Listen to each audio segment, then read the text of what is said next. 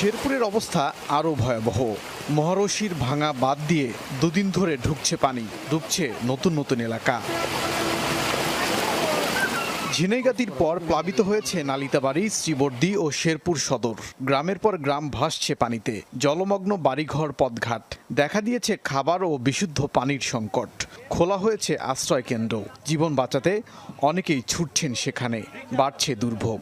দিনের বেলা পানি কম ছিল, কিন্তু রাতে 12টার পরে আমাদের ঘরের ভিতরে এক হাঁটু পানি। ফ্রিজ, আমাদের বাথরুম, ওয়াশরুম সব কিছু বন্ধ হয়ে গেছে এবং ওয়াশরুম দিয়ে পানি ঢুকতেছে। খাবার দাবার পাই না, পোলা পান নিয়ে কই যাবো, 12 কোনখানে তো যাওয়ার হয় না।